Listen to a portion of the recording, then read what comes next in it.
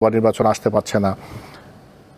অনেকেই বলছে যে এই আওয়ামী লীগের যে ভোট ব্যাংক, এই ভোট ব্যাংক যেদিকে যাবে তাদের জেতার সম্ভাবনা একটু বেশি, বা বড় দুটো রাজনৈতিক দল সেই তাদের ভোটটা নেওয়ার জন্য বিভিন্ন রকম কলা কৌশল করছে।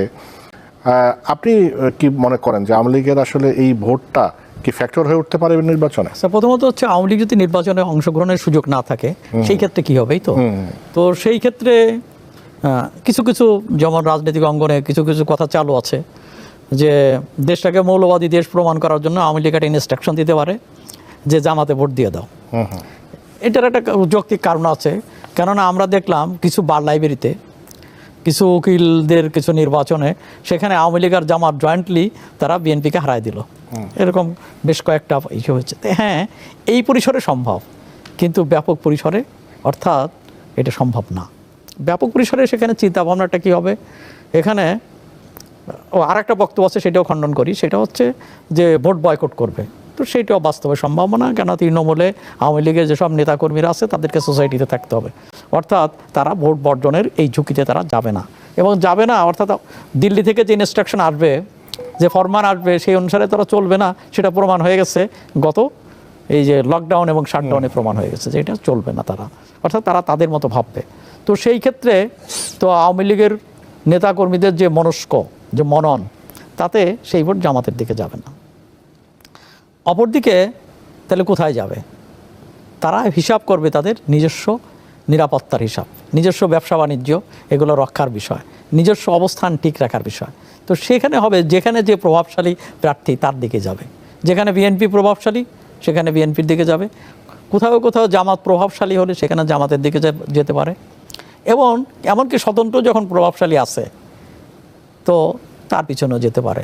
তো তারা এইভাবে তারা নীরবে তারা ভোট দেবে। হ্যাঁ, কিছু কিছু জায়গা তো অলরেডি তো কিছু কিছু জয়েন করছে, এবং সেই জায়গা থেকে বিএনপির পক্ষ থেকে, এনসিপির পক্ষ থেকে, তো জামাতের পক্ষ থেকে যে নিরপরাধ আওয়ামী লীগারদের জন্য দ্বার খুলে দেওয়া আছে। তো তারপরে খুব বেশি জয়েন করবে বলে আমার মনে হয় না। ভোটের ক্ষেত্রে হচ্ছে আমি যদি এক কথায় বলতে বলেন তাহলে আমার ধারণা ভোট প্রভাবশালীদের পক্ষে যাবে, যার যেখানে জোর ভোটটা তার বাক্সে যাওয়ার সম্ভাবনা বেশি। আপনি কি মনে করেন আওয়ামী লীগের ভোট কোথায় যাবে? আমি তো যা লিখে ফেলছি সেগুলো সব আগের কথাই বলি, নতুন কিছু বলি না। সেটা হলো বঙ্গবন্ধু হত্যার পরে আওয়ামী লীগের কেউ কেউ বেরিয়েছে। মুস্তাকের ক্যাবিনেটে কারা গেল, সেখানে আবার এসটি ইমাম, যে ইমামকে আবার শেখ হাসিনাও ইমাম বানাইলেন, মুস্তাকের শপথ গ্রহণ করাইলেন, সেই সময় আওয়ামী লীগের লোকজন যায় নাই।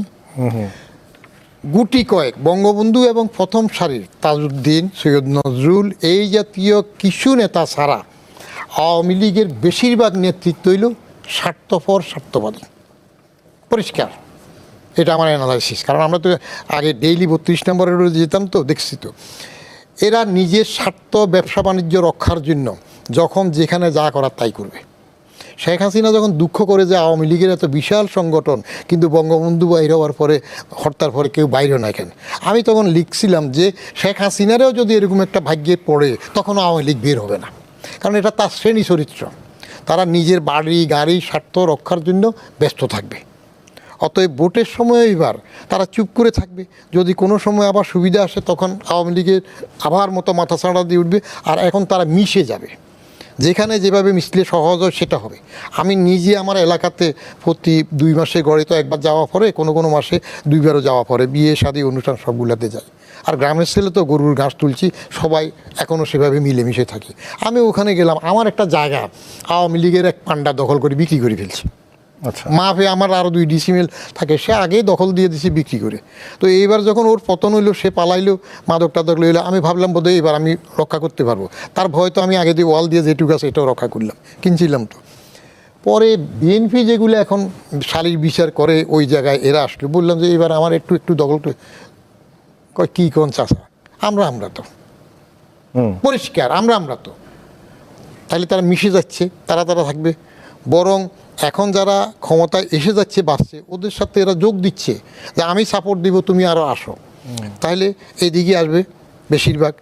আর জামাতের জন্য যেটা যাওয়ার, জামাতকে মৌলবাদী হিসাবে প্রমাণ করে যদি বেশি উঠাইতে পারে তাহলে ইন্ডিয়ার তরফ থেকে সাপোর্ট পাওয়ার জন্য আওয়ামী লীগের কোনো লাভ হবে কিনা সেটা পরের হিসাব। কারণ মৌলবাদী হোক আর যাই হোক, জামাত যদি একবার ক্ষমতায় আসতে পারে তাহলে কিন্তু সবাই টের পাবে। কত ধরনের কত চাল। হ্যাঁ, ওই যে how many rice how many সেটা আছে। জামাতের একটা গুণ আছে, এটার জন্য জামাতের কিছু দোকানদার আমার বলে যে আপনি জানান আপনারা আমরা ভোট দেবো। সেটা হলো জামাত কমিউনিস্টদের চাইতেও শক্ত ডিসিপ্লিন মেনটেন করে। তাদের নেতৃত্ব যদি হুকুম দিয়ে দেয়, ওই যে রোকন টোকন কি দাব দাব পার হইতো না, নেতৃত্ব যদি হুকুম দেয় যে ওর রক কাটলে বেসতে যাবি, ওর এক কাটি দেবে, ওর কাছে আর কোনো নিয়মকানুন থাকবে না। তাহলে এই একটা ভীষণ ডিসিপ্লিন আছে না।